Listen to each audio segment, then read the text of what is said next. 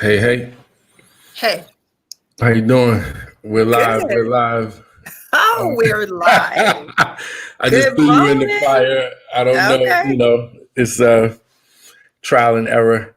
no problem. I'm trying to get a little watch party going on. Oh So snap! yeah.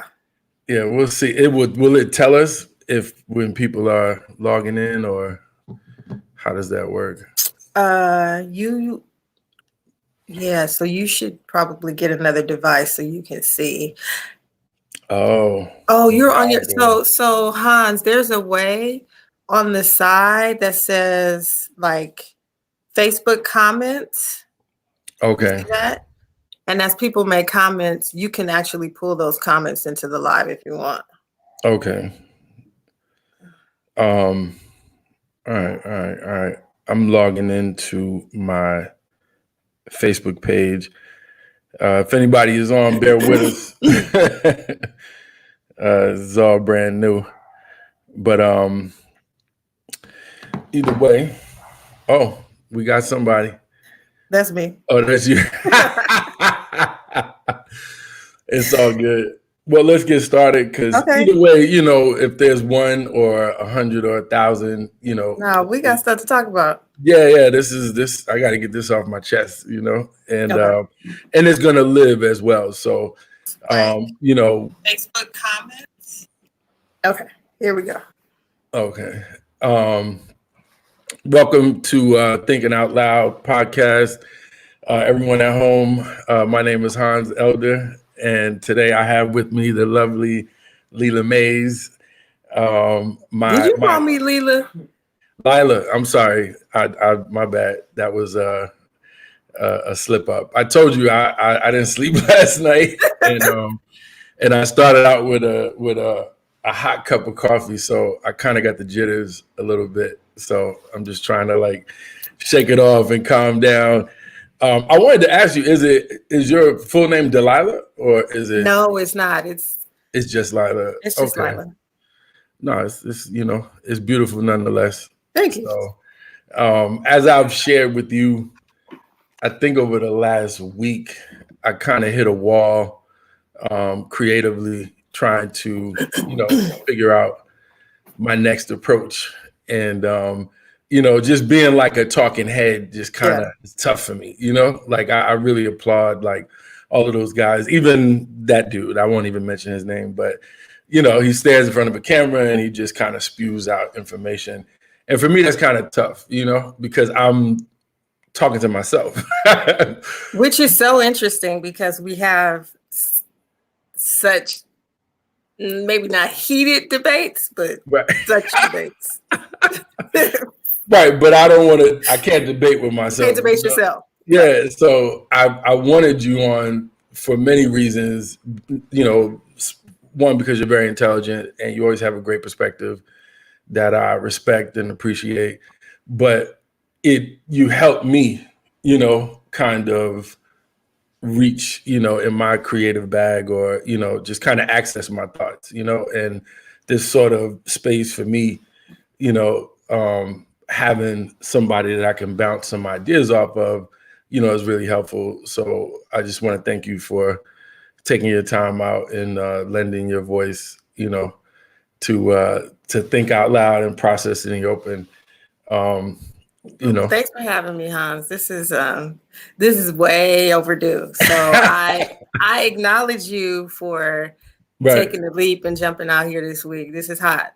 Yeah, man. Yeah. And I think, for the people at home, Lila in my life, I mean, we've met at the Capitol Jazz Fest, for all my DC family. I got a lot of DC folks, I went to college with, shout out VSU.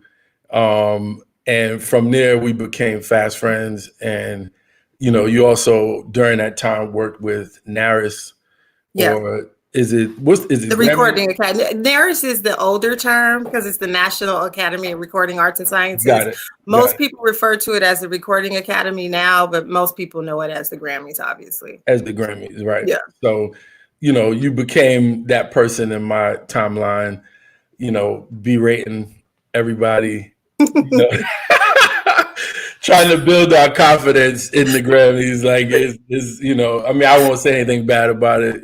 What's going on is open to the public, but Listen, I'm still an advocate. I think in order to change the process, you have to be a part of the process. True. So people who want to bash the process, who are not members, but people, artists, family, and friends, you got to get that membership so you can be in there. That's all I'm gonna say about that. I think a lot of artists, they don't want to hear that. Obviously, a lot of artists advocates, it's easy for us to be like, it's unfair. And, it definitely doesn't help when you kind of see, big memorandums kind of peeling back layers over there.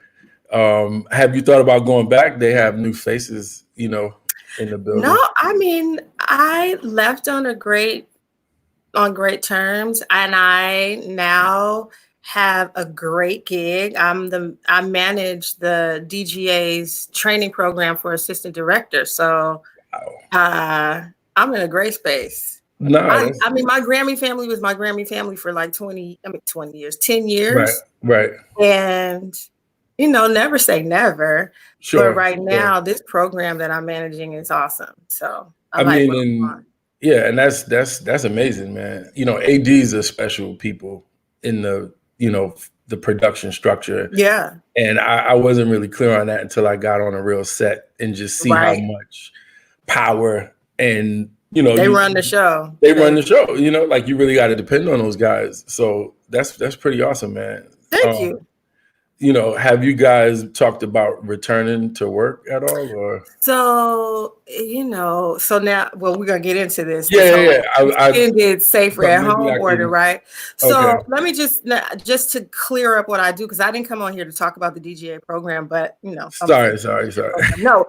So I don't have any problem talking about it. So what it is it's basically an apprenticeship for ADs to get their days toward membership in the Directors Guild of America, right? So they work on TV and film sets, like in 50-day rotations, to get 400 days completed. And those 400 days gets them added to the QL for membership for Directors Guild of America. Okay. Outside of this program, if you were a non-union person, you would have to get 600 days, which could take up to 8 to 10 years to get that many days, right? But because we're actively placing people on TV and film sets, it happens like 2.5 to 3 years. Right. Obviously, with the whole city being shut down, productions are shut down. As you know, Hans, on a set, physical distancing is impossible. It's impossible, basically. Yeah. So there are all kinds of conversations happening right now with the studios and the guilds to figure this thing out. What is this going to look like when we come back? When are we going to be able to safely come back? So right now, my trainees are in a holding pattern. So we'll have a call today at 3:00. We do a connection call every Wednesday to just kind of talk about the state of the industry, and they want to know, are we going to be able to work again? I can't answer that. I mean, no, yeah. Obviously, again, at some point, when that's going to be, we just don't know. So I heard something interesting last week on a call I was on. They are doing some filming in some places like Iceland. And some other places like that. Like I hear TP is talking about opening up his studios. Yeah. In Atlanta. There was an article out about studios opening here soon as well, like Universal, I think, that just came out. But again, that's kind of why we came to discuss, because it all is contingent upon the scientists and the health experts and what their advice is, and or if they want to listen to that advice, Right. Right. Not everybody is, but yesterday, the LA Public Health Department head, Barbara Farrar, LA County Health Director, excuse me. Barbara Farrar basically said that it is pretty imminent that we'll be sheltering in place until the end of July. Going into August. And just on a personal level, that kind of hit me a little bit, you know? I know that hit you hard yesterday. Yeah, it was really, it was kind of a punch to the gut because, you know, I didn't expect it. I kind of expected more optimism, or maybe I was hopeful, even though I knew that, you know, we've already been kind of circulating information that, you know, this thing is going to be more than what they anticipated. But even when you know that, once you hear it, it kind of has a different effect, you know?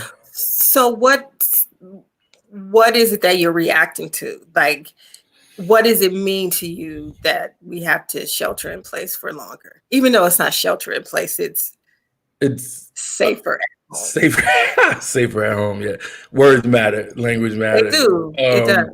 Yeah, I mean, for me, I guess it was just another moment of clarity in understanding that, you know, like Dr. Fauci said earlier in the day during the Senate committee hearing, that we don't have this thing under control. Right. You know, point blank. You know, he was very clear in his statement, and, you know, it's clear that she received it and decided to make it clear what her recommendations were. Right. Now, today, Mayor Garcetti got on CNN and pretty much tried to come behind her and clear it up and say, hey, I just spoke to her, and, you know, we're going to continue to gradually reopen. Right. Because, you know, again, people need to be optimistic. You know, people need to be hopeful. You know, even the pessimists, you know, need to have some glimmers of hope that things will start to, you know, unfold. Go ahead. So I agree. I think we get to be hopeful, but we also get to be responsible. Right. And safe, right? So I had a very different reaction. And I think it's because, Hans, of how we work. Mm-hmm. So working remotely has been a bit of a challenge for me. Right. So my 9 to 5 is typically in the office, one-on-ones with my trainees and set visits and like production outreach and that kind of thing. So right. That's pretty much shut down. Obviously, no set visits, no production outreach because there's no production.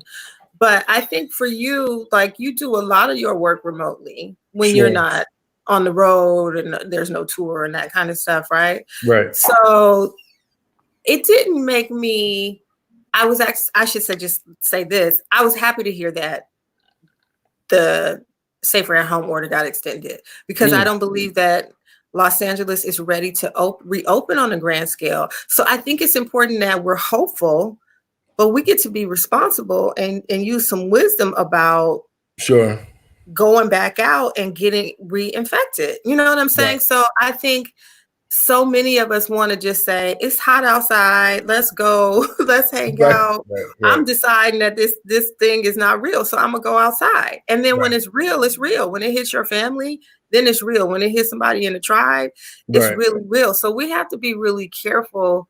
This is a time for us to be really careful and use this time to manage our self-care and our psyche. Right.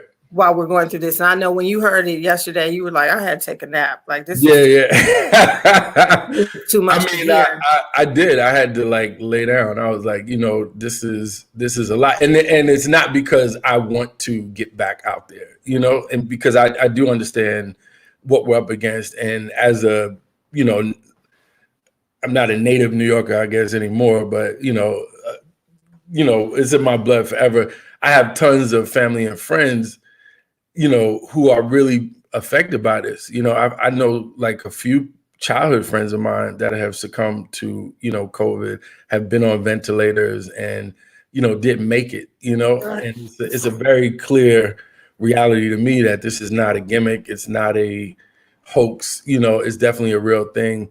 And I think on a broader scale, I think for me, it's a further humbling, you know, as an American, you know, to kind of have this reality kind of thrusted upon us that, you know, we aren't as powerful of a nation as we thought we were, you know, like we can't really stop it. So it's just been a myriad of like meditations on my end about why I was feeling the way I was feeling. And you know, a friend of mine I sent that article to, and she was in tears. She kind of broke down, and it was just really tough for her to swallow because she's an entrepreneur like myself, but she has right. brick and mortar. She has a restaurant, so who knows what she's kind of up against, and looking at, and if she's gotten feedback from PPP. We haven't talked about it yet. I think she applied for the loan, but it's even though I was clear on the evidence and the data and understanding that, this is definitely too soon across the board, not just California, right? But, in other states as well, especially Georgia, which pretty much came behind the health director here yesterday and announced, more openings and continue, to kind of get back to normal. And, it's kind of a nation divided in that regard, and it is, because I understand the impact on our economy. Like, I'm not discounting that at all. And I understand that, so many people, so many of us want to get back to what it used to be. And I am intentional about saying not getting back to normal, because I think there's going to be a new normal, right? We're not going to go back to the way it was. I do think a lot of brick and mortars are going to go away. A lot of organizations have realized that they don't have to have all this office space. People can do these jobs remotely. So I think they're going to be, there's definitely going to be a new normal. But in terms of the impact on the economy, that's really, really real. We also get to think about, if we open to manage more streams of income and getting monies back into the community and all of that, we also have to be cautious and responsible for the healthcare of these essential workers and, all of that. So it's difficult. And as entrepreneurs, I know it's super difficult, super challenging. And I wish there was an easier way to get these resources to the people that need them. But I'm not sure how to even go about it. Yeah. I mean, I think they're from my view, a lot of artists that I've worked with, a lot of managers, have applied and qualified and actually received money from the PPP, so it's the system. We're kind of witnessing it work, in ways it's not working for everybody. Right. I heard Robert Smith say that 94% of Black-owned businesses are, companies of one, sole proprietors. Right. And again, as I reach out, I know a few that have gotten it. I've applied myself. I'd like to believe I'm close. I haven't gotten the final word, but they got my information, and there's been like a dialogue with my bank and what have you. Okay. But it's working to a certain degree, and I think most will navigate through. Maybe again, we're talking about something that a clear end is not in sight. And by all accounts, will there even be an end?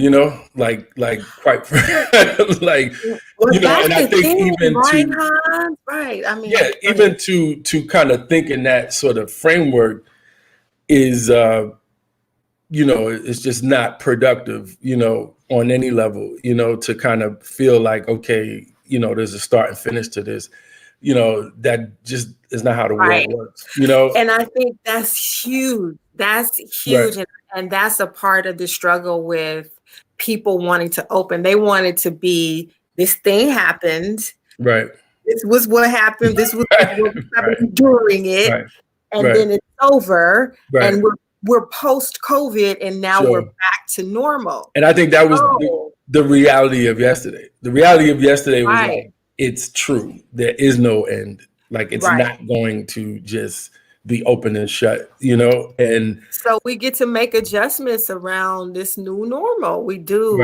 I mean, And we get to be creative about earning some money as entrepreneurs. I mean, yeah, creativity is the life force of an entrepreneur. Right. You know, you have to be a visionary, you know, and not just creative in sort of your product, but exactly. You know, like how some other things got to how you branch off. assemble your business, how you approach the market, like every aspect of what you do has to be creative, you know. And I think what we're witnessing, and what will become a lot more clearer to us all probably in the next 2 to 3 months, is we together are creating kind of tomorrow, you know, like, you know, it sounds a little poetic, but yeah, that's real talk. It is. Yeah, we're creating tomorrow. And what I was saying earlier about the humbling is that, as somebody that's traveled to many countries, you know, some that are considered developed, some that are underdeveloped, you know, I think that this moment in time again for America, you know, and not just, you know, the first society, you know, per se, like all, you know, ilks of our, you know, nation, is that we're now kind of living the life, we're heading into a world that's really commonplace in a lot of other places.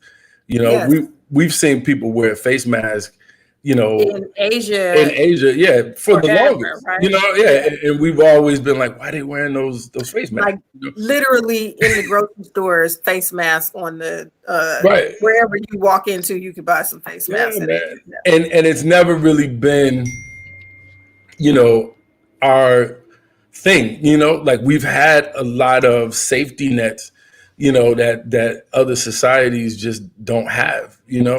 And I think right now this is on many levels. And so for me, in saying that, you know, I try to keep that view, because to get enthralled in kind of what the administration did wrong versus not, you know, I think may distract you from how to move forward, you know. So, I agree. You know, it is clear that he's got to go. Right. I'll just summarize it, because there's just so many reasons why he's got to go. You know, it's not just this, you know. Oh, no. Yeah, but this is a period in time where, you know, even like I was in Europe in February, right? Mm-hmm. Like I was in London and I went to Paris to fly back to New York the second week in February.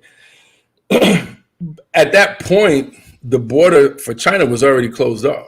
Right. But never once in my mind did I think that I was in harm's way by flying to London or Europe, you know, that there was something out in the world that I may need to be cognizant of. You know, like when I was, I took a train from London up to Paris to get to the airport.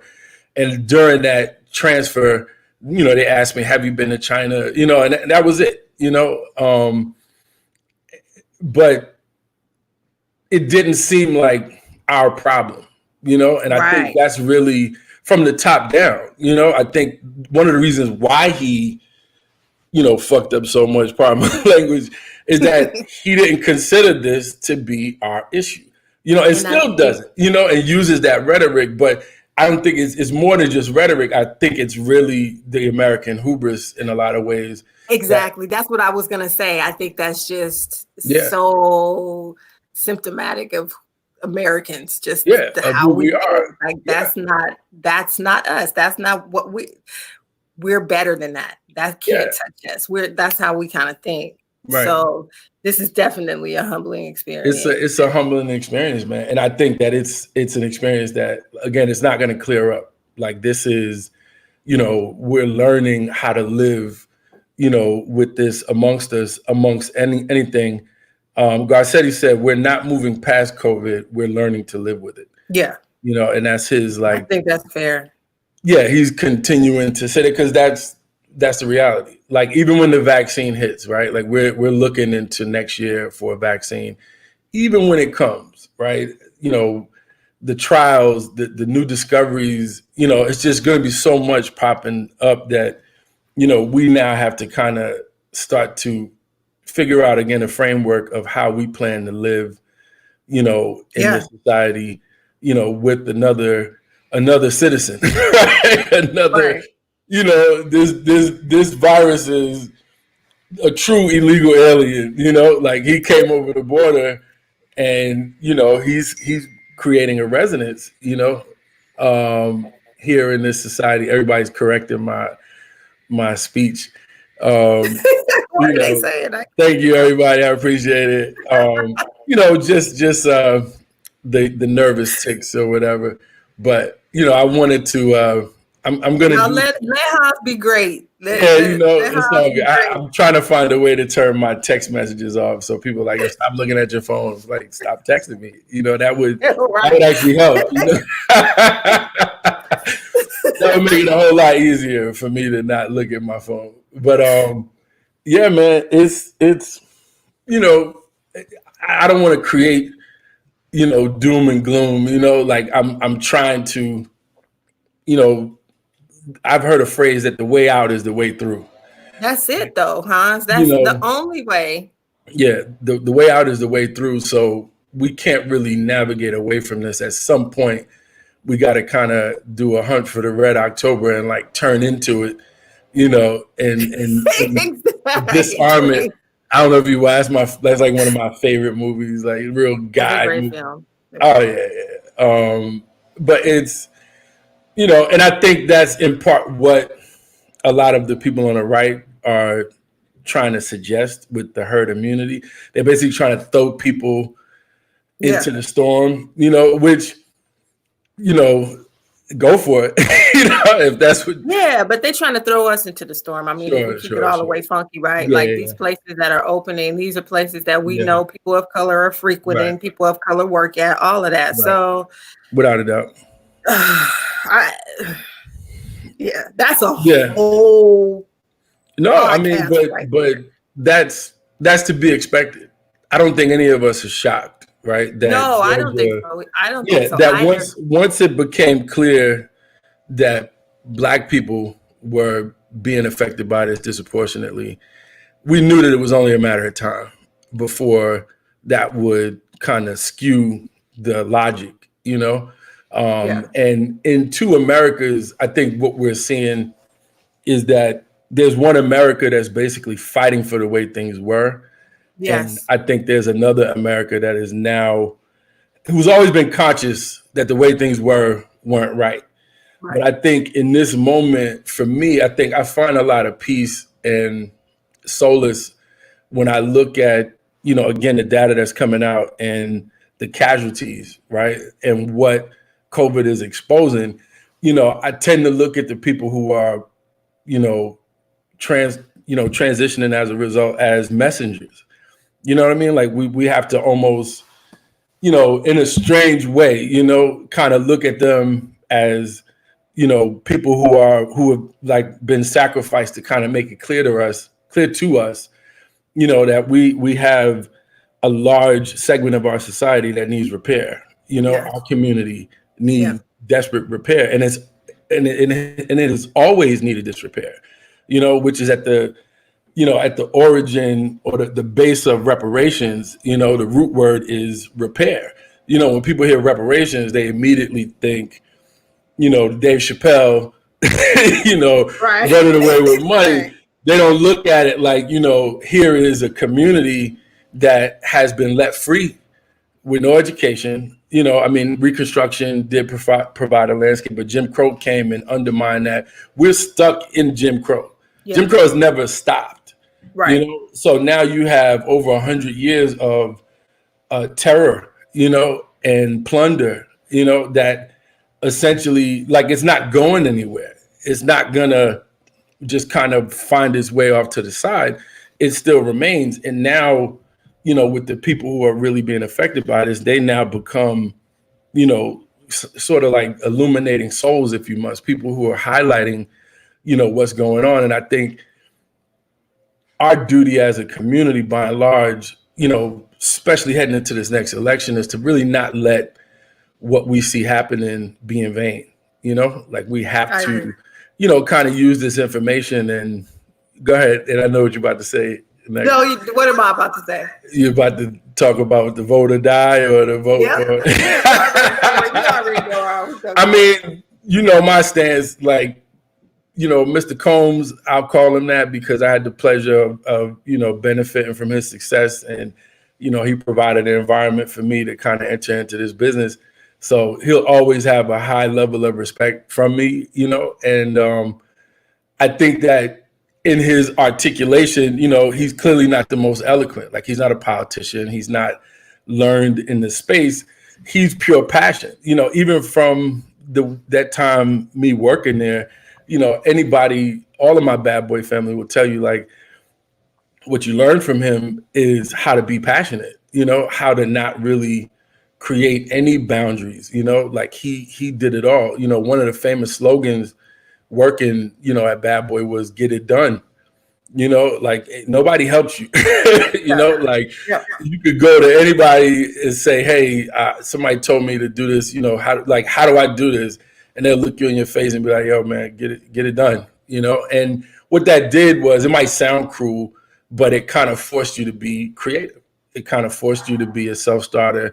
You know, which again, that's just a point of something I just wanted to mention. But in terms of withholding the vote, whatever the approach is, I think we have to have clear demands. And again, we have kind of the framework to really make clear demands, you know.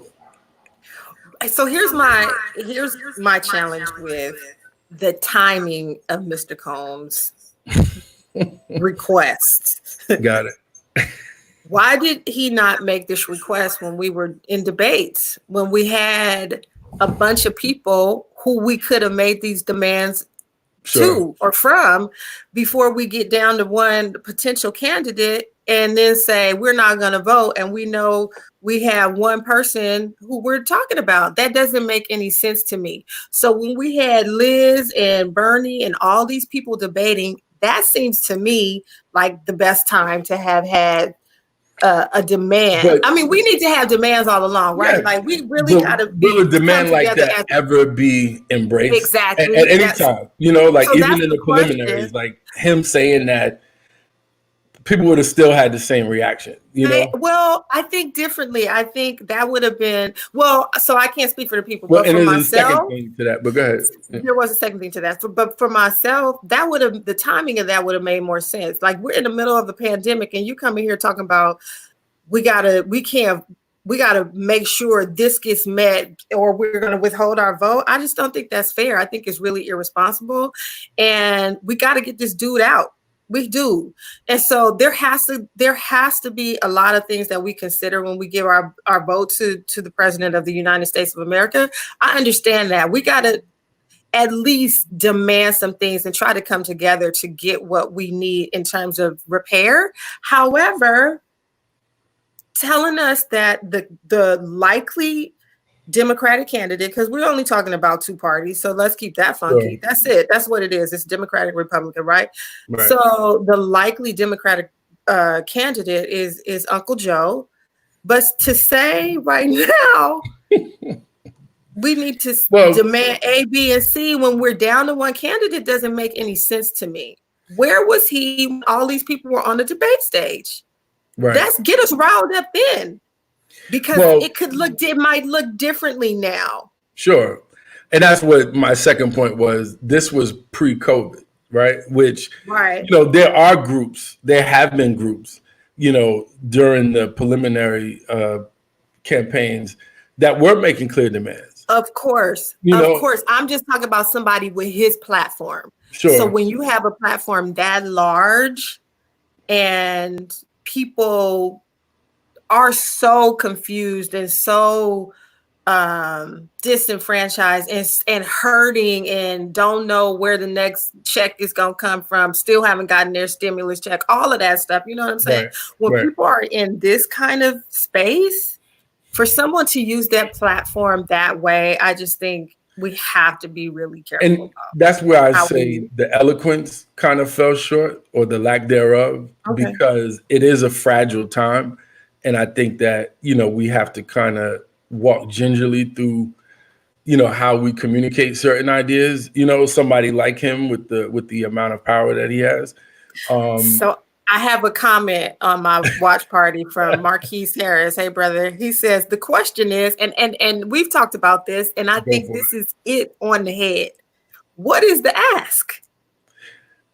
Well, but I mean, I know what your ask is. Your ask. Like, I'm like if any of y'all don't know Hans is for the people, right? Like reparations, all of that. Let's get it. Oh man, for those at home, that newspaper article behind me is a newspaper article about my third great grandfather, who was born enslaved in Georgia, moved to South Carolina. I say moved like he was moving of his free will at the time, but right. he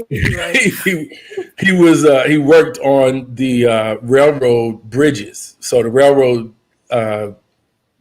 company from Georgia to like North Carolina that transported, all sorts of cargo and things. He was a stonemason that built those bridges, and he was able to get away from his bondage in 1857 and wound up fighting in the Civil War with the colored regiment of free Negroes and runaway slaves, essentially.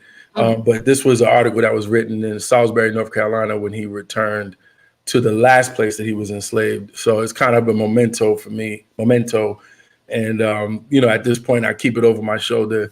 These are the people that are holding me up right now, and so for me, my ask is their ask. You know what I mean? Like it's a very clear ask, and it is a remedy. And if you know Hans, Yeah, I'm gonna beat the reparations drum into the ground, because it's not just. I think reparations is a comprehensive plan that has been shared by a lot of groups that includes, funding for HBCUs. There's possible, as we see right now, first and foremost, we're seeing this government push the button on checks. So the idea that, we're lunatics for thinking that we don't deserve money, that this can't happen. We're seeing it happen. Like we're seeing it happen right now. And we're seeing another $1 trillion bill head over to the desk right now to see if it can get passed. I mean, it's being met with all type of resistance already, but the idea that these things can happen are very real. If there's a clear, circumstance or issue that needs, remedying. Right now, we see clearly, what needs to be remedied. In Michigan, the governor of Michigan now is creating something similar to the GI Bill, right? So the GI Bill was a bill that was a part of the New Deal following the Depression.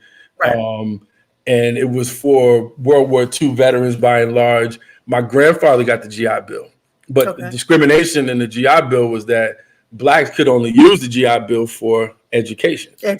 But whites used it as vouchers to go pretty much start the suburbs, buy housing, you know what I mean? So I was now gonna say, to build create an economic divide. My grandmother raised my mother in the Marcy Projects in Bed-Stuy. She was married to a World War II veteran.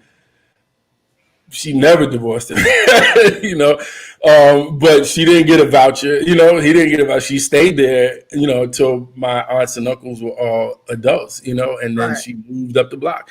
But again, my grandfather used his, went to Howard, but that's it. So the GI Bill that the governor of Michigan is using is a bill that's going to give free education to all frontline workers, and so for me, it's like, here we go again, where it's like, we need wealth, like we need, a stronger foundation. And if you know anything about real estate and Detroit real estate, there's tons of property out there that they could be, grabbing and giving away. Why not, why just giving them the ability to go to college? That's great. That is amazing. But, undergird them with some real wealth so that they can, see some real substantial change. It's always the steps, right? It's always the stipulations that are placed on. But sorry, go ahead. No, go ahead. Yeah, no, this time right now in our society, I've shared this early on, we're going to see a second New Deal. I mean, these CARE Acts are essentially this ain't going to stop. This is going to be the same well into the next presidency.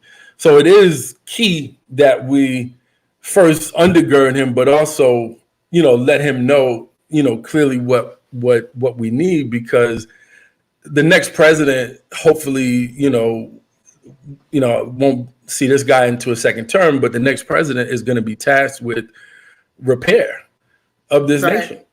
So as the next president, as the next administration repairs this nation, we can't be left out of that repair. And that's why you see Ayanna Presley. I was on the IG Live with her and Ilhan Omar yesterday, and their focus, one of their biggest focus, is debt relief for college students, as a way to repair, and oh my gosh, it would be so significant, right? Especially for Black people, especially who believe in college, right? Yeah. Like, we give our lives. We came out of high school, it was like college or die, like you got to go to school, and everybody I know, except for me, has tons of student loans. That would be extremely helpful, to get those loans, even at 30%, which is what they're asking for right now, a 30% reduction in, debt that's owed. So again, man, we can't miss this boat.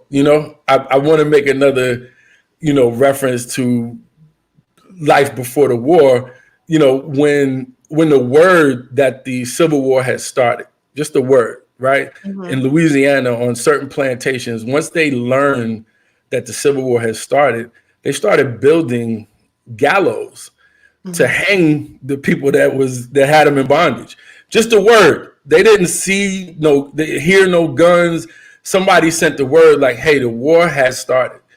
And immediately they moved into place. Immediately they act on a consciousness that they had for a long time, because they knew and they believed that at some point a window was going to open up for them.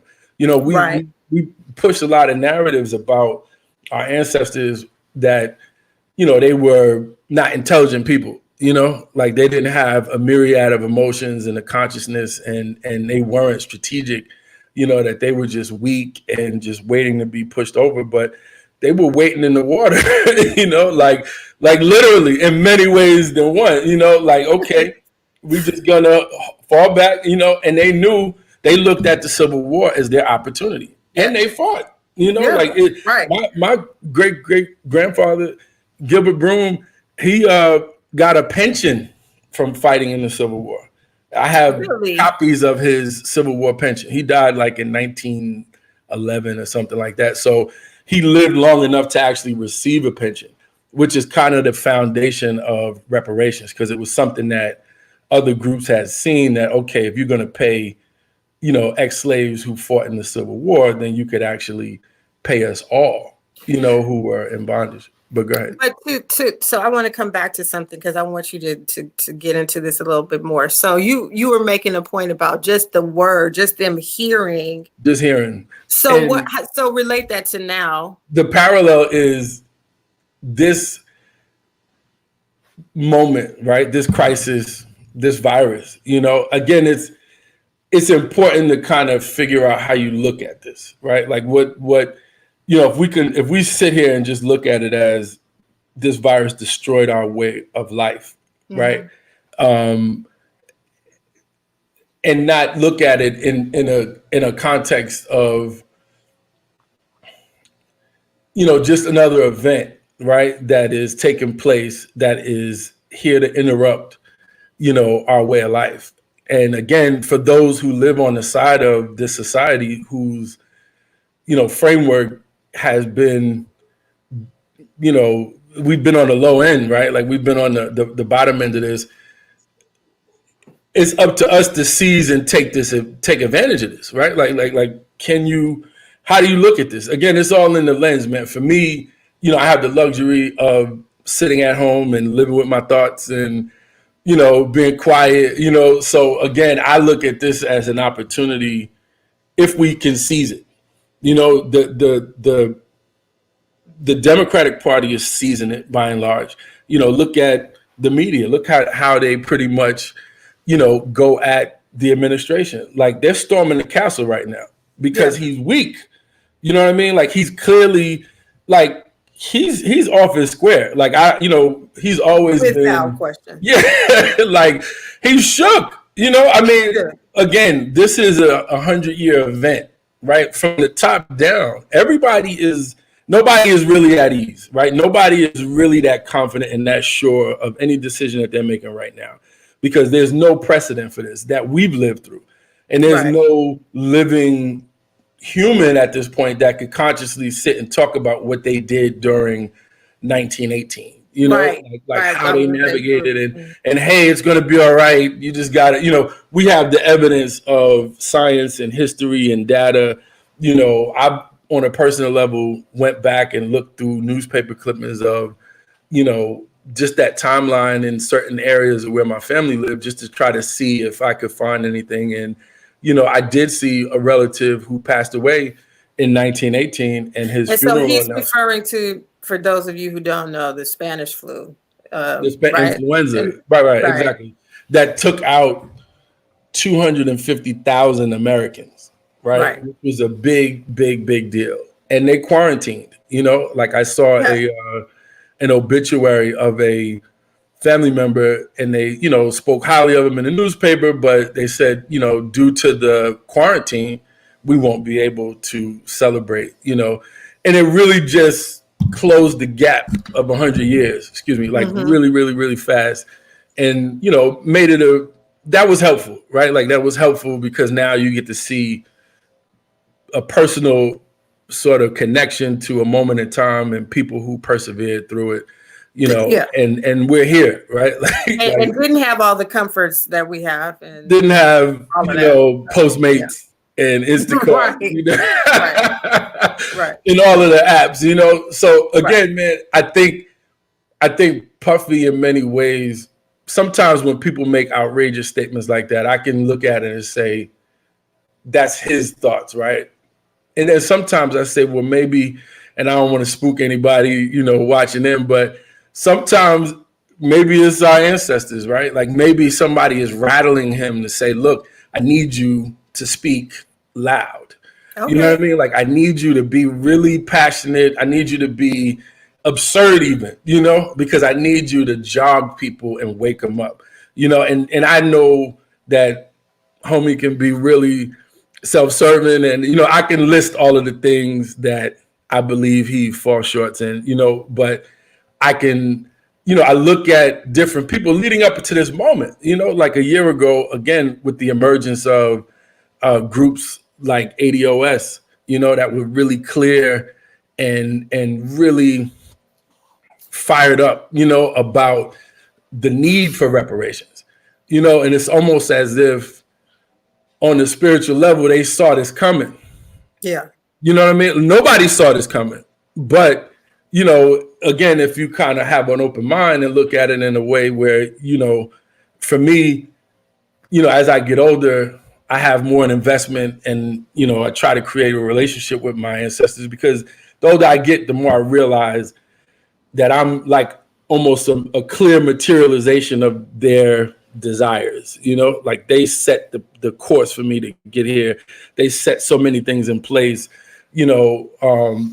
so in that regard, I say there's a reason why certain people just lose it, like they just, and it doesn't really make sense in the moment, And I don't think so. For me, my experience of him was not that he's lost it or he's like, this is completely absurd.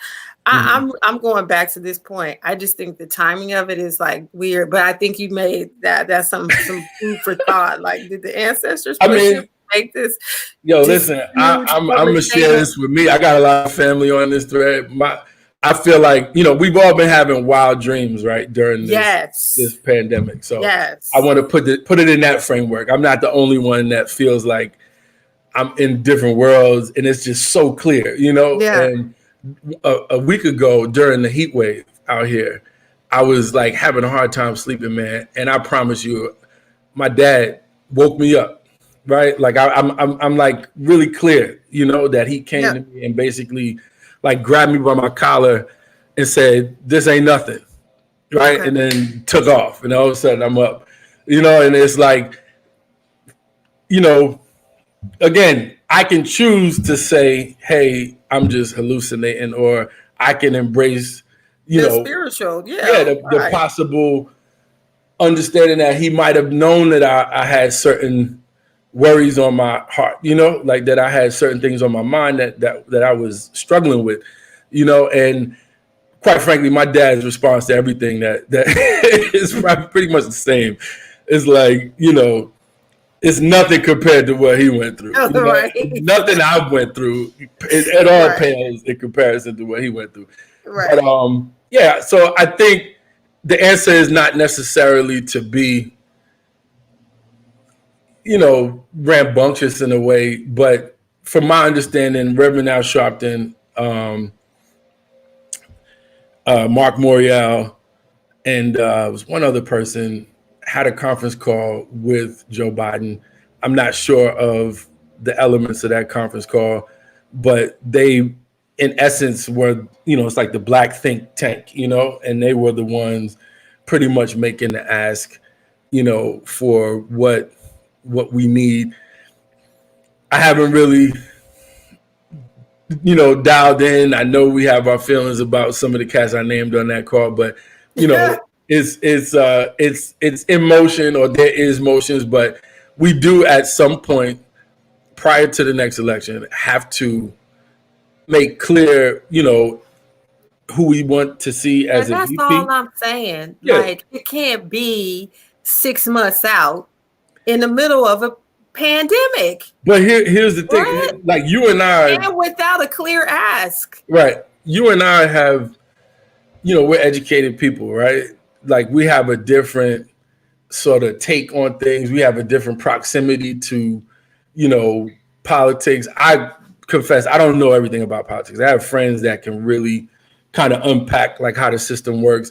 I don't know everything about, the interactions of the government and so on. But this last election, a lot of people weren't encouraged to come out, and I'll say that following the last administration, there was a lot of letdown. A lot of people felt let down, and we don't have to go into.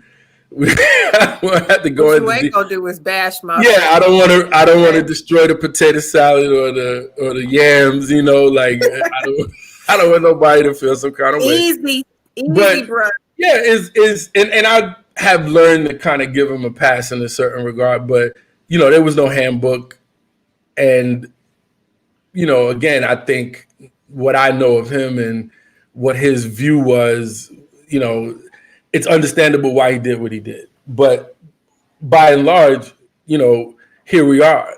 And again, I wasn't going to vote the last election. I woke up that morning, I was like, you know what?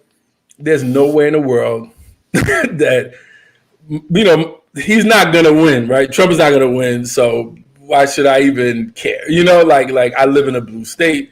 They're not voting for him, but I got 3 phone calls from 3 women that I love and respect. And they all said that they were like, did you vote yet? Did you vote yet? So by the 3rd one, I was like, man, I got to get up and I got to go vote.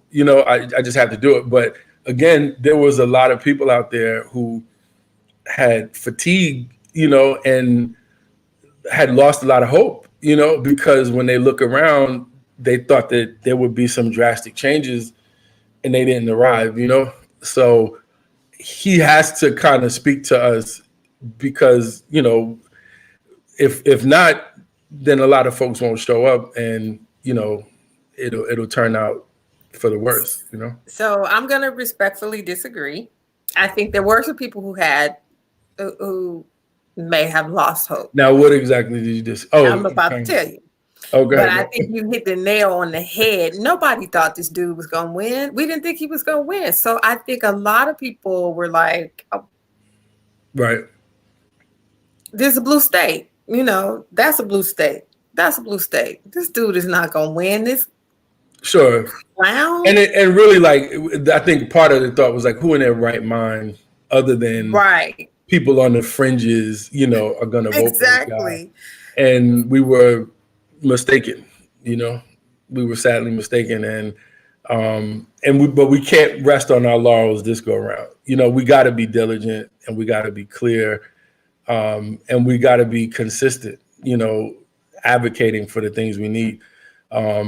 So hopefully, those chosen voices that he has around him, are going to stay on him and, deliver the message, Okay. I mean, that's all we can hope for. And we got to get out and vote. I mean, period. We got to show up in record numbers like we did in 08. Right. We got to do it. We have a couple minutes to talk about Ahmaud. Sure. I mean, you were watching the video earlier. I was watching this video. Black people, we got to start thinking about who these conspiracy theories serve before we continue to share this stuff on our page. We do. Right. So I think when I hear conspiracy theories, I'm like a third grader. There's like, they can't get the candy. It just has like a breakdown. Like I just kind of right. When people so it's not even a conspiracy theory, but it's more this guy. I can't even remember his name to say it, but he does he has the whole YouTube channel. Officer Tatum. Yeah. That dude. I've seen the video circulating. I saw it yesterday. I mean, the people are talking about, oh my gosh, this is awful. This is devastating. But what is the show? How does it? Oh, his video, you mean? The video of Ahmaud in the site, looking at the houses, like what? Yeah. How do those videos justify this dude getting killed on the street by two guys who are not law enforcement? Yeah, they don't, right? Yeah. So civilians are not allowed to pursue in citizens arrest. Like they're not allowed to jump on the back of a pickup truck, a 4x4, and chase somebody and trap them, and pretty much, attack, in more ways than one, and I think that the officer, he's clearly seen success being contrarian. There were a lot of people like Candace Owens and, during Black Lives Matter that immediately saw the come up and kind of positioning themselves, on the opposite side, to kind of say, I'm different than the mob and, I understand this and, and they've seen a lot of support, so he's definitely kind of strongly positioned on that side. And it's just, it's unfortunate that so many people tune in, to what he's saying because, he doesn't really, he was a cop. He understands the law from a police officer standpoint. And quite frankly, a lot of it is rooted in, I read an article in the Atlantic about the racial contract, right? In that there are certain things, in terms of police brutality and just racism on a whole, right? Like there's an agreement in America that the value of Black life is not, it's not at a high premium, like, or it's definitely not, equal to, the greater society. Mm-hmm. And that's the racial contract. That is the fabric of the seen and unseen racism. Period. Is that it is. A Black man walking through a commercial work site, of course he's guilty because the racial contract places, suspicious Black men in the position of guilt automatically. You know what I mean? So they're operating like there's a part of the psyche of these vigilantes, these yahoos, who are chasing him down. In their mind, he's guilty. That's it. And because this is the agreement. And they know, like anybody to kind of defend against that, there's no precedent to break that contract. So now what we have to kind of look at is, I've always contended and made very clear that the racist belief system, right? The heartbeat of people who believe that, you know, blackness is equal to, you know, being an animal, you know, like to being, you know, this is long time racial propaganda, you know, like I could read from this article behind me and how they, even in what they might consider a pleasant way, talk about, you know, my ancestor, they're still, you know, trying to push him down and let the world know that he knows his place. You know, this is a man that fought in the Civil War, and they're still, you know, trying to push this is the contract, you know, and everybody. Here, I'm jumping in over you. Go ahead. Somebody because yes, but my issue, I agree with everything you just said, right? That's racial contract. Now, again, I'm not. I don't believe in endorsing. I'm just trying to make it clear so that we know kind of what we're up against. That we know what it is. Yeah. The problem is when we start pushing that narrative, right? Sure. As people of color. And obviously that's not you at all. No. The problem is when we start pushing that narrative. The problem is when we start sharing videos that that criminalize the victim. The problem is when we start putting the question marks over the dead person's head, like, well, maybe he was guilty. Right. There is nothing that any of us have seen that suggests that he should have been gunned down in cold blood on the street. Right. I don't care if, and I said this the other day, I don't care if he was tap dancing all up and through the site. Right. In the house, taking pictures and stuff. He didn't have anything. He didn't take any tools, nothing. And even if he had, who are these two guys to run him down in the street and kill him? So Black people, we have got to be careful about pushing a narrative that criminalizes us even further. Right.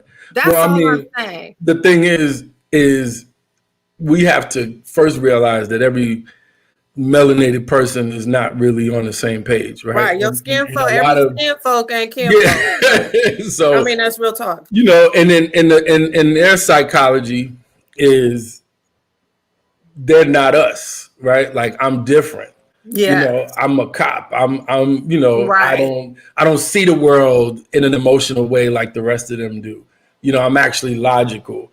I'm just like you know, like I'm normal, you know, like they're the ones that don't get it, you know, and then they buy into the contract and they reinforce it. You know, I think a lot of the mentality is enabled, you know, by, you know, actors amongst us, you know, and that's what these two, you know, pretty much are. And there's several, you know, it's not just them, there's plenty, you know. Oh, sure. Yeah, they look at this guy. The reality is, first off, committing a crime doesn't, you know, require immediate execution, you know, like any crime, right? Right.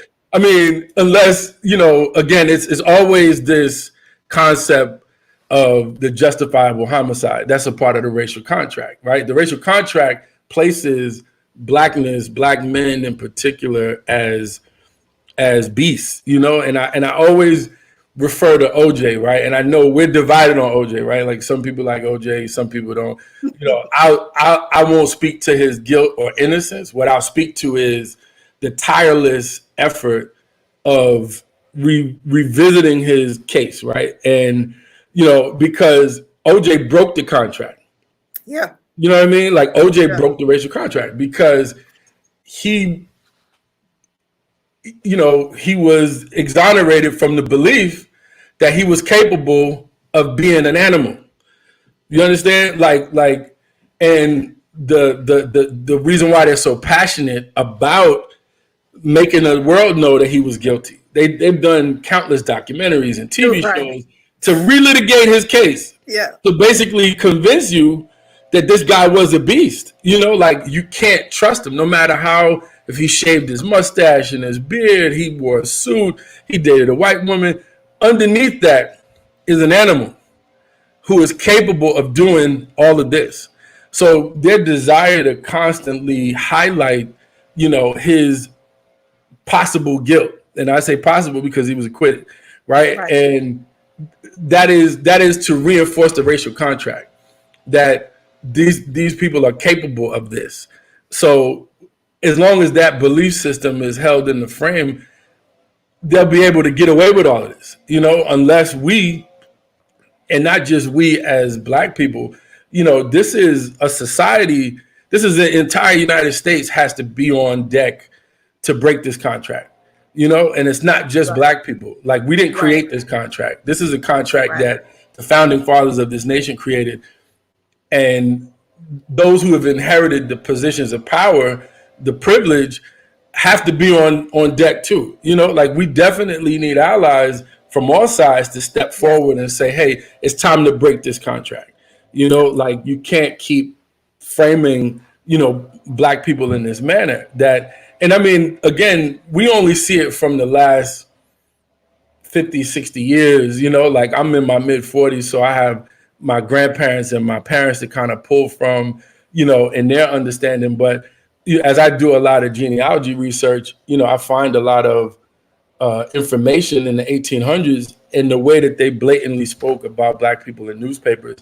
I mean, they were running, this is not new knowledge, but, they were running like real tests on people, trying to figure out, like, like trying to cut them open to see if they could find this. Are you an animal? Yeah, are you an animal? You know what I mean? So again, this is deep seated, and it's been kind of, it permeates, and at any moment, it can snap into order. So what would motivate three white men to, they were a posse at that point. Yeah, literally, and they trapped him. They chased him one way. So now we're learning that they went after him. He like changed course, went in the other direction. Right. They followed him again. One truck got in front of him and the other one was pulling up the rear. So they basically would try to cut him off. Now, under Georgia law, he has to actually be in the act for them to create a citizen's arrest.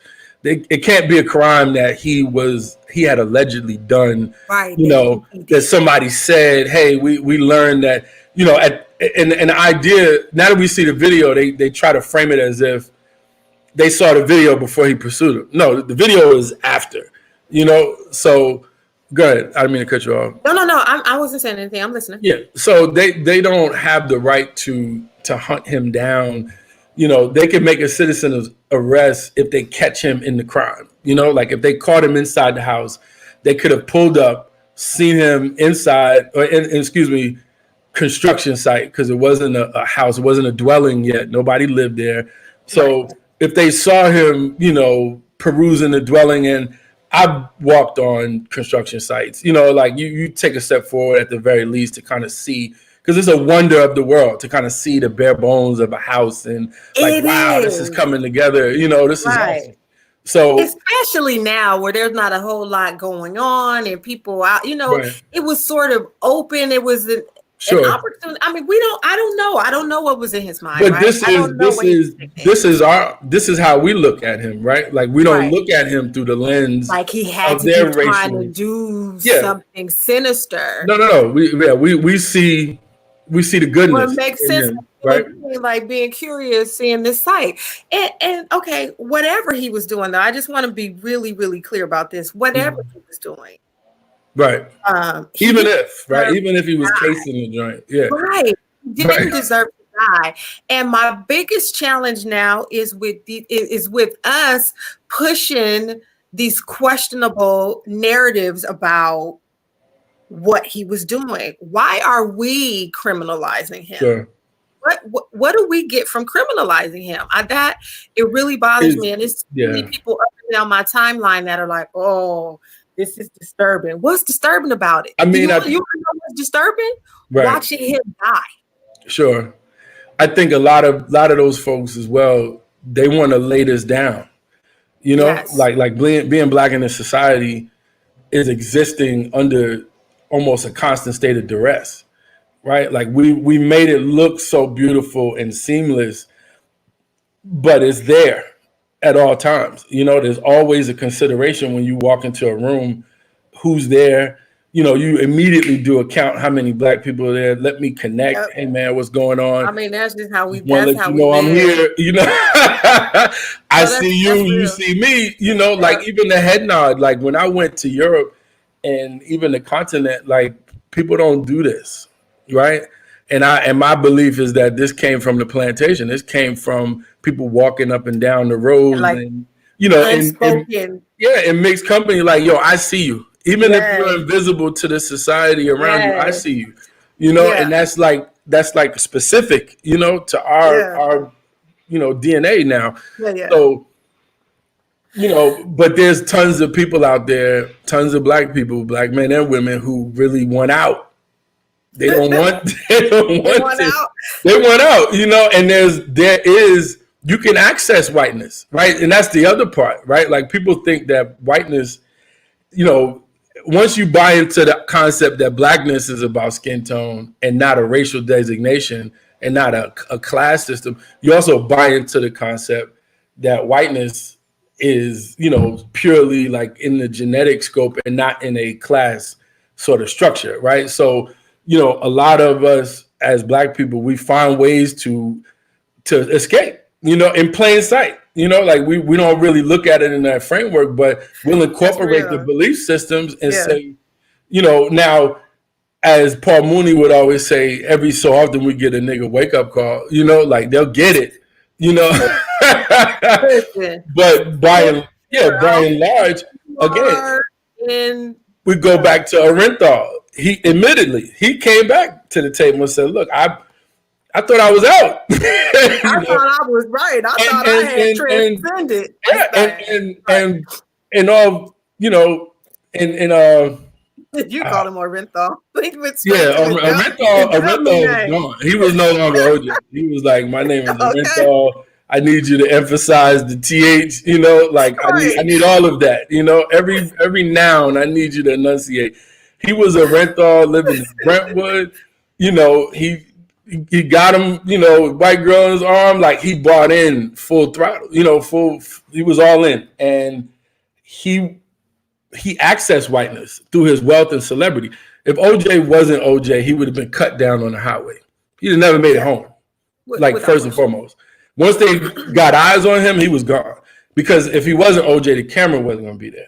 And I know LA, they do trackings of cars fleeing all the time out here, but at some point, once he got out of view, he might have been cut down for the belief of the atrocity that he committed. Right. There's no coming back. That they have to send that message. But because he was OJ, he was covered in many ways, and the wealth that he had to kind of have that legal team. I don't know the percentage, but most black people who get arrested, they cop pleas. They don't even get quality legal representation to actually fight. So here you have this man who essentially accessed whiteness for all intent and purpose. Mm-hmm. And what we've seen since his use of it, he actually accessed it and used it, and it worked, and that's something that they've never rested, as a result. And they just been fighting ever since. But there's all sorts of ways that people kind of buy into, this us and them. And, I'm not a part of that group, like I want out. This is too much. This is heavy. But, which, I wanted to kind of touch on the verses for a second, because I feel like part of the duress of this moment, right? The layered duress, because now not only are we fighting a new virus, right? We have an old virus that has now surfaced. This murder, the young lady in Louisville, Kentucky, like there's a virus that has been on our heels for the longest. And we've always had to navigate this virus. We know that at any time it'll flare up, so when we move, we got to move with, my dad, again, I never got the chance to actually tell him I loved him, but I do love him to death. And I think that one of the things that, like, he never, every time I spoke to him, he reminded me about racism, right? Like, not inspired the memory, but like, you know, he would always say these crackers don't play. He would constantly say that. You know, now, you know, if I have any non-black people out there, like I'm not trying to, you know, start a war here, but I just, you know, I'm dealing with my father who was 3 tours in Vietnam, you know, grew up in North Philly, saw this life, you know, had these battles and saw it for what it was. And his whole rearing of me was to prepare me for the virus that existed out there. And basically, this was the virus. You know, this was the biggest virus that I was going to be up against. It wasn't no COVID-19. It wasn't AIDS. You know, it wasn't any of these, you know, foreign-born diseases. You know, it was the one that has been festering here on human soil. I mean, on American soil. And he wanted to make sure that I was crystal clear that every time I stepped out there, that virus is out there. And, you know, the irony, or not irony, but like in this window, now we see, you know, the Asian community getting attacked wrongfully. But they have grants for racism against Asians. You know, there are grants out there, which was mind blowing, right? Like, it's like, whoa. You know, now you getting, and this ain't their first, you know, rub up against white supremacy, but you know, we know they've had their personal battle and journey since they've arrived, dealing with, you know, the same system. But, you know, like most, you know, people who arrive here willfully, they kind of look at us in different ways, you know. So I mean, I'm empathetic, but I'm also aware that I need to be as selfish too at times, you know. But I move past that and just say that was an eye-opening, you know, moment to learn that there's grants out there for, you know, people of Asian descent that are, you know, being racially attacked in this moment. Interesting. Cool. But you were saying something about verses. Oh, sorry. Yeah, you know, I'll go. I know. I'll go. That's my passion spot, you know. But verses, to me, you know, I was sharing with a friend yesterday that this is an ancestral sort of experience for us, right? Like, this is what we've done as a community over and over again in the eyes of the rest. We've come together and healed each other, right? Like, and it's not just, you know, we can point to Jill and Erica and look at them as the Mother Earths and healers, and, you know, like, that's been their traditional sort of presentation. You know, it's always been. And let me clear something up right quick. Go ahead. Because there was a whole fight on my page about Jill and Erica, because I said nope. That's all I said. I said Jill versus Erica, nope. And for me, not because I don't love both of them, right? I just didn't want them pitted against each other. So I was scared. That's all I'm saying. I was a little nervous for like the first 30 minutes. I was like, oh my God, you know, like, I don't know, you know, you don't want to see anything awkward, you know, and these are awkward spaces, you know, for like established artists to kind of sit, you know, Zoom calls, all of this is awkward. I was on a Zoom birthday and they've become really awkward to me, right? Like, being on Zoom. I don't know how to act on Zooms anymore with a lot of people, because you're looking people in their eyes and it's just like, yo, this is. Okay, but hold on. He talked about, let me tell you, he talked about being on Zoom calls with Clive Davis and stuff. Like, when he says that was a flex for you. Like, I was just flexing for you. Like, he talking No, I've been lucky. This whole moment has been a journey. Shout out to D Smith. Happy 50th again. But yeah, that was an illuminating experience, to say the least. You know, it was inspiring. But again, to the verses, and not just them, rather. No, right. So all of the producers and artists prior, they've all kind of invited us into their homes and have pretty much massaged us all, you know, created a moment to kind of, you know, escape from all of this, you know, and it's innate, you know. It wasn't really about capitalizing, you know, like, this was all graciousness. Yeah. And I think that it's telling, man, and it's really reflective of how we navigate the journey, you know, from the beginning. You know, like, this is what we're doing is pretty much something that's been done before. We're just kind of, you know, it's just instinct that we kind of get together and we, you know, we deal with it. But at all points, you know, there is that virus, and I think it can be broken, the contract that is. Again, I think that these cases, they'll continue to pop up, right? Like this ain't the end. And no. when you have him in the White House, he's going to continue to embolden this concept, and but the precedent has to change. There needs to be more guilty verdicts. There needs to be more, serious time handed out. Like Georgia still has capital punishment. Like, will it go that far? Who knows? What we gonna do? But if it does, that will learn them, as they say in the South. That'll learn you. And it has to. Like at some point, it has to learn them that this no longer works. There's no longer, that agreement is expired. Let's rewrite this. Because that no longer works. And how we get to that again is precedent. And I do want to share again. Anybody in Brunswick, Georgia, sign up for jury duty. Sign up for jury duty. I think that is overlooked by us. I agree, Hans. Yeah, I've been asked to sit on juries in different cities, not the city I live in currently, but I've avoided it. Because I didn't think, why do I want to participate in that? I never thought about it from the lens that I'm looking at it now. But when this case goes to trial, who's sitting in that jury pool? Right. And that's so important. We gotta stop. It's but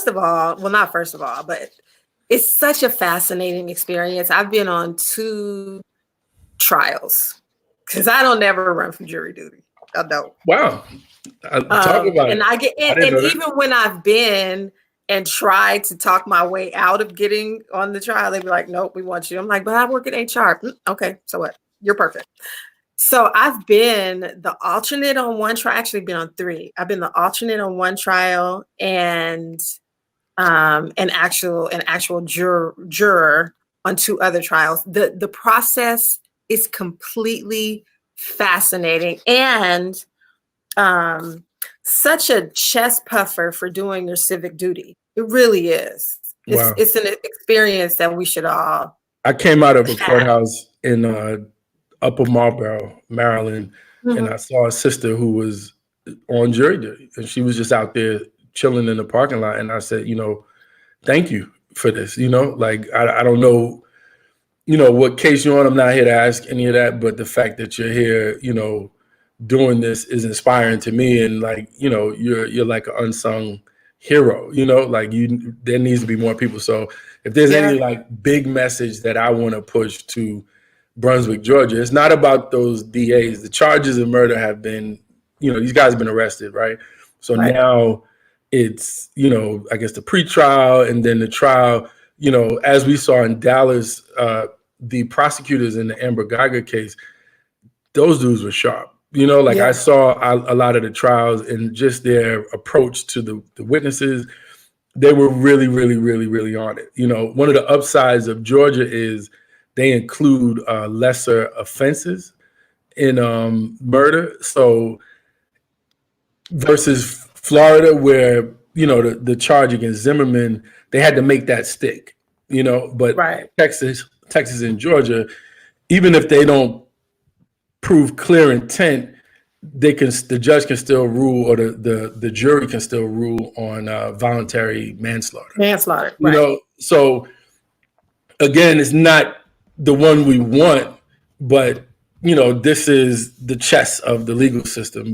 Like it's going to be 2 talented attorneys kind of going back and forth trying to blow holes in each other's cases, and intent is really it's the toughest one to prove, that was their intention. But given the evidence, I mean, chasing a man with a loaded weapon to accost him, is an intention, like it was done intentionally, and to raise a loaded weapon, like to raise that up at him. I mean, that's clear. I'm doing the same thing. I'm running to try to like, it's either I run that way and turn my back and get hit, or I run, to the weapon to try to disarm before they pop one in me. That's clear to us, but I think you raised an excellent point about jury duty. And we don't talk about that enough. We don't talk about our civic duty to be a part of these trials, right? So I think that's huge. This is only going to be one on this playing field, right? Like we got two choices. Either we engage in the system and, you know, in the larger grand scheme of things, we have to I think Black people have to kind of stake their ownership interest in America. Yeah. I think we've yet to kind of look at the flag as our flag, you know, and say, you know what, this is like, we are the they too. You know, how people say, you know, they don't want you to, no, this is my country, are the they. You know, so we have to kind of move and engage in the system as our own, you know, or, you know, the other end of the scale is, you know, things that we'll probably not be victorious in. So, you know, and furthermore, this is my block. Like I created this, you know what I mean? Like this is, you know, come this spring or whenever this lifts and I'm able to go back down south, you know, my plans are to go see some of the structures that, you know, one of my ancestors worked on, you know, and just kind of, that's just one of my bucket list things to do before I, you know, move on. But awesome, man. Thank you for this. You know, I know we could actually keep going, but we could talk all day. But yeah, I want to round this off in a way. I want to say thank you to everybody who, you know, spoke in the comments. Rhonda, Mike Mack, Wayne Bruce. I got questions for you. You're right, Wayne. You know, Enslaved, Big Lou, my brother forever, Mad Dog. These are the only people that I see on my end. I know you see more. But thanks, y'all. Thanks for joining. We Hans and I debated on whether or not y'all would join us. We didn't think it would happen. So we're gonna hang up and call each other and keep debating. But you know, thank you for your time and you know, tune in for the next one. Peace. For sure.